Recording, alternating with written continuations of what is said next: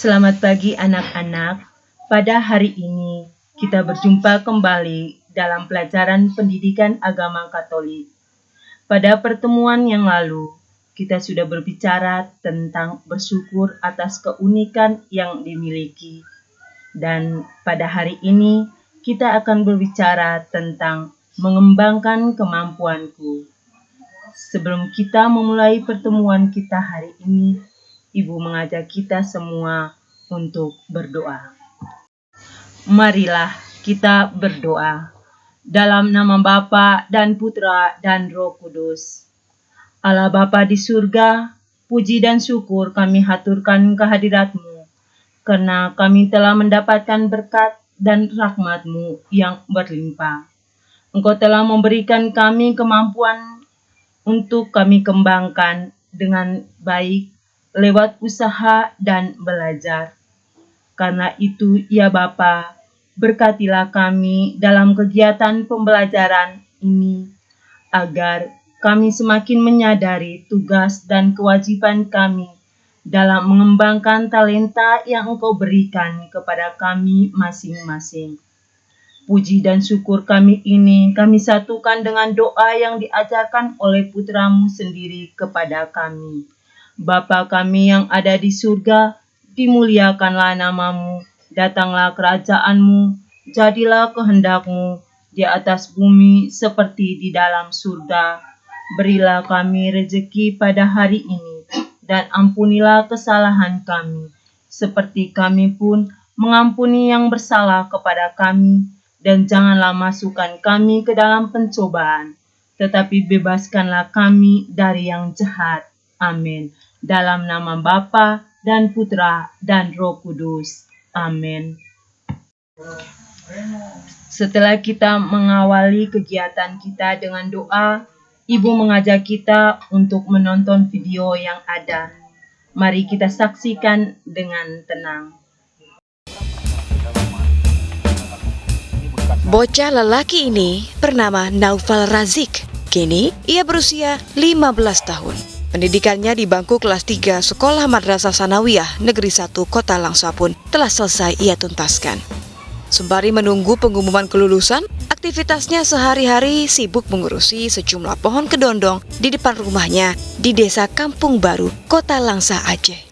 Pohon kedondong yang ia rawat ini dapat menerangi rumahnya ketika siang maupun malam. Nampaknya ilmu memang tidak mengenal usia. Kini, energi listrik hasil temuannya yang bersumber dari pohon kedondong pagar atau Spondia spinata ini booming di tanah air. Penemuan ini bermula sejak tahun 2015 lalu. Berawal dari buah kentang, saat itu ia melakukan pengujian dan kemudian dikembangkan pada sejumlah pepohonan yang memiliki kadar asam. Naufal pun mencobanya di pohon kedondong pagar hingga berhasil seperti saat ini. Alat yang dibutuhkan juga mudah diperoleh, seperti kabel, tembaga, logam, dan juga solar cell untuk menyimpan arus listrik ke dalam baterai untuk jangka waktu sekitar 12 jam. Awal mulanya dari terinspirasi dari kentang. Dari kentang tadi ya? Kentang kan mengandung asam. Tentu saja di pohon mengandung asam. Tapi sebelum itu Nova belum menemukan kedondong pagar ini.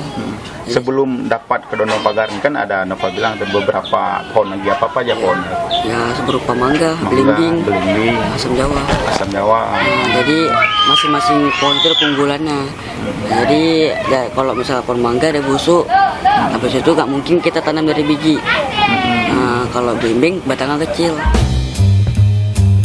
Setelah mengecek sejumlah pohon kedondong pagar untuk mengetahui kekuatan arus listrik yang dihasilkan, Naufal Razik juga tidak lupa untuk mengecek arus dengan cara menyalakan lampu agar tidak terjadi kendala ketika lampu dinyalakan sebagai penerangan di dalam rumah. Cara pembuatan langkah awalnya kita sediakan tembaga sama logam. Jadi tembaga sama logam ini fungsinya untuk menyerap mengubah asam menjadi listrik. Nah, jadi sebelum dimasukkan ke pohon, jadi tembaga sama logam pun dibungkuskan tisu sama kain puring ya. Jadi kain puring dan tisu itu fungsinya untuk menyerap asam. Jadi setelah dibungkus dengan kain tersebut, kemudian dilipat jadi satu dan dimasukkan ke dalam pohon. Jadi cara pemasukannya secara dibor secara vertikal. Untuk 4 batang 2 lampu. 4 batang 2 lampu. Lampu. Jadi untuk satu rumah itu butuh berapa batang? 10 batang. 10 batang. Penemuan energi listrik ini menjadi kebanggaan berarti bagi keluarga dan warga sekitar rumah Naufal. Usaha dan keinginannya untuk terus mengembangkan listrik agar dapat berguna bagi masyarakat yang membutuhkan. Ya, alhamdulillah jadi kebanggaan bagi keluarga kami semua di sini. Jadi dengan temuan ini bisa mengangkat derajat dia lah gitu dengan penemuan ini. Ya mungkin ke depan dia bisa lebih berguna gitu bagi masyarakat Indonesia atau semualah gitu. Ya, jadi dengan penemuan dia ini bisa digunakan di daerah-daerah yang terpencil yang belum mempunyai lampu gitu. Berkat terobosannya, Naufal mendapat kesempatan bertemu Menteri ESDM Ignatius Jonan dan Panglima TNI Jenderal Gatot Nurmantio beserta jajaran. Selain itu, dirinya juga mendapatkan beasiswa dari Kementerian Agama untuk melanjutkan pendidikan Madrasah Aliyah di Malang. Tim Liputan, Kompas TV, Langsa, Aceh. Nah, tadi kita sudah menonton video yang Ibu tayangkan. Maka sekarang Ibu mau mengajak kita untuk mendalami kisah yang kita saksikan tadi. Yang pertama, apa yang diceritakan dalam kisah itu? Apa talenta yang dimiliki oleh Naufal Razik? Bagaimana perjuangan Naufal Razik untuk mengembangkan talenta atau bakatnya? Dan yang terakhir, apa pesan cerita itu untuk dirimu sendiri? Jadi anak-anak, dalam cerita tadi, pelajaran yang dapat kita ambil dari kisah Naufal Razik adalah Naufal Razik, meskipun ia masih kecil, namun ia mampu menciptakan energi listrik dari pohon yang ada di sekitar rumahnya. Ia selalu berusaha belajar dan terus berlatih, sehingga awal energi listrik yang diciptakan itu dari buah kentang. Kemudian ia terus melakukan pengujian dan dikembangkan di berbagai pohon yang berkadar asam, dan akhirnya ia mencoba di pohon kedondong pagar rumahnya, sehingga percobaannya berhasil. Penemuan energi listrik oleh Naufal Razik akhirnya membawa manfaat bagi keluarga dan warga di sekitar rumah Naufal. Ia tidak hanya sampai di situ, namun ia terus berusaha mengembangkan energi listrik sehingga dapat membantu masyarakat yang belum mengalami penerangan. Naufal Razik pun akhirnya mendapat undangan untuk bertemu dengan pejabat pemerintahan dan mendapat beasiswa untuk melanjutkan pendidikannya. Kisah perjuangan Naufal Razik dapat menjadi inspirasi untuk anak-anak Indonesia untuk rajin belajar, mengembangkan bakat, talenta yang dimilikinya, dan diiringi dengan doa.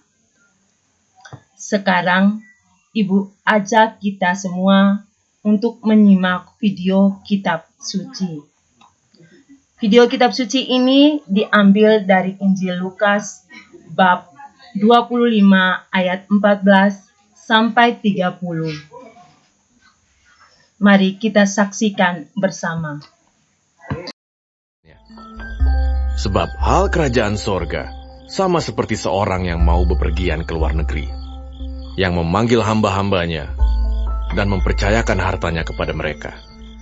Yang seorang diberikannya 5 talenta, yang seorang lagi 2, dan yang seorang lain lagi 1, masing-masing menurut kesanggupannya. Lalu ia berangkat. Segera pergilah hamba yang menerima 5 talenta itu. Ia menjalankan uang itu, lalu beroleh laba 5 talenta. Hamba yang menerima 2 talenta itu pun berbuat demikian juga, dan berlaba 2 talenta. Tetapi hamba yang menerima 1 talenta itu pergi dan menggali lubang di dalam tanah, lalu menyembunyikan uang tuannya. Lama sesudah itu, pulanglah tuan hamba-hamba itu, lalu mengadakan perhitungan dengan mereka. Hamba yang menerima 5 talenta itu datang, dan ia membawa laba 5 talenta. Katanya, Tuan, 5 talenta Tuan percayakan padaku. Lihat, aku telah beroleh laba 5 talenta. maka kata tuannya itu kepadanya, baik sekali perbuatanmu itu, hai hambaku yang baik dan setia. Engkau telah setia dalam perkara kecil, aku akan memberikan kepadamu tanggung jawab dalam perkara yang besar. Masuklah dan turutlah dalam kebahagiaan tuanmu. Lalu datanglah hamba yang menerima 2 talenta itu.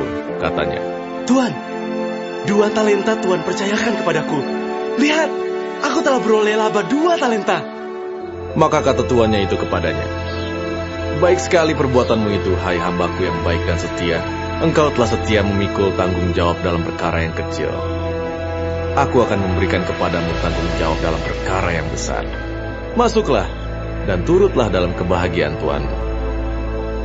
Kini, datanglah juga hamba yang menerima 1 talenta itu dan berkata, Tuan, aku tahu bahwa Tuan adalah manusia yang kejam yang menuai di tempat di mana Tuan tidak menabur, dan yang memungut dari tempat di mana Tuan tidak menanam.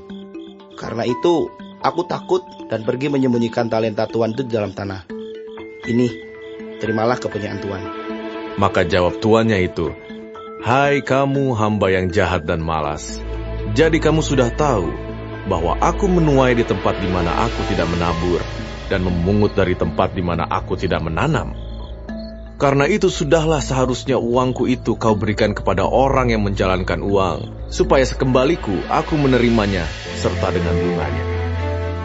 Sebab itu ambillah talenta itu daripadanya, dan berikanlah kepada orang yang mempunyai 10 talenta itu.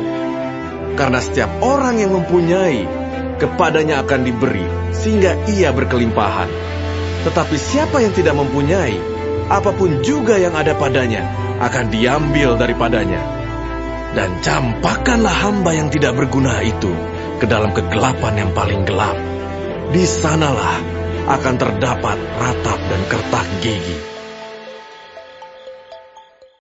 Nah, anak-anakku yang terkasih, setelah kita menyimak bersama-sama kisah perumpamaan tentang talenta yang diambil dari Injil Matius bab 25 ayat 14 sampai ayat 30, Ibu mengajak kamu semua untuk mendalami teks kitab suci dengan menjawab beberapa pertanyaan.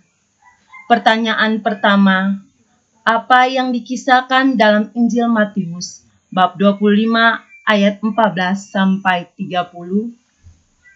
Yang kedua, apa itu talenta? Dan yang ketiga, bagaimana cara kalian mengembangkan talenta yang dianugerahkan Tuhan?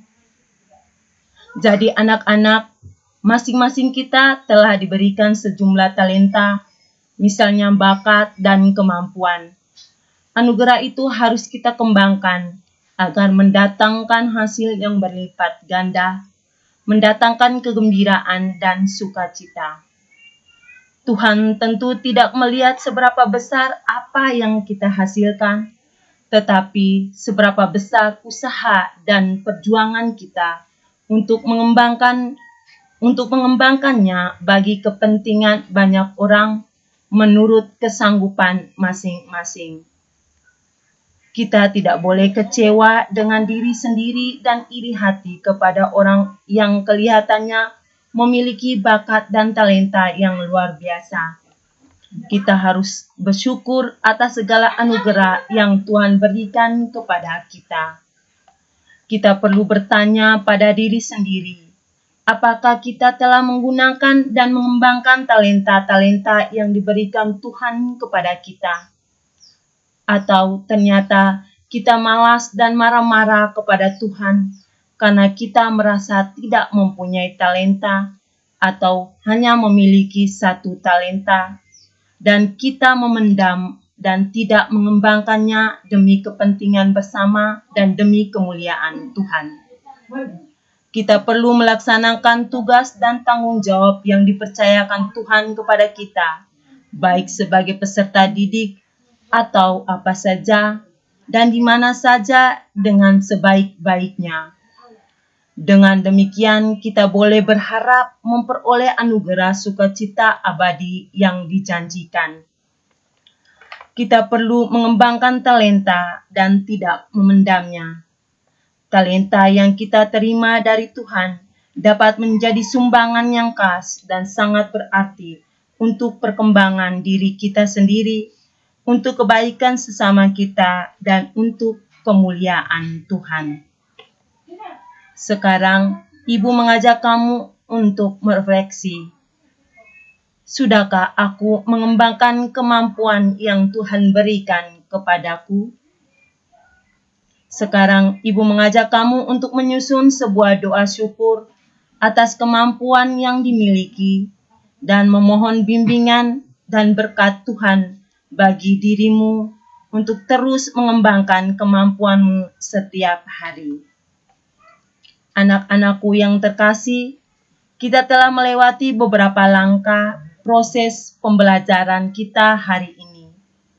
Sekali lagi, Ibu mengajak kamu untuk mengerjakan tugas ini di dalam buku tugas kamu. Pertanyaan yang pertama, tulislah 3 kemampuan yang khas atau unik yang dimiliki. Pertanyaan yang kedua, tulislah 3 usaha atau upaya yang dapat dilakukan untuk mengembangkan bakat atau kemampuan. Dan pertanyaan yang ketiga, tulislah 3 tujuan kamu mengembangkan kemampuan yang kamu miliki. Kita sudah di penghujung pertemuan kita. Ibu harapkan apa yang kamu pelajari hari ini dapat kamu laksanakan dalam kehidupan kamu setiap hari. Mari kita tutup pertemuan kita hari ini dengan berdoa. Marilah kita berdoa. Dalam nama Bapa dan Putra dan Roh Kudus. Bapa dalam surga, kami bersyukur atas penyertaan yang telah kami alami dalam pelajaran pendidikan agama Katolik pada hari ini. Sehingga kami semakin sadar dengan kemampuan yang kami miliki. Sehingga pada akhirnya kemampuan yang kami miliki dapat berguna bagi kami sendiri, sesama, dan demi kemuliaan nama-Mu yang kudus. Doa ini kami sampaikan lewat perantaraan yang Putra-Mu yang terkasih, Tuhan kami Yesus Kristus. Amin. Dalam nama Bapa, Putra, dan Roh Kudus. Amin.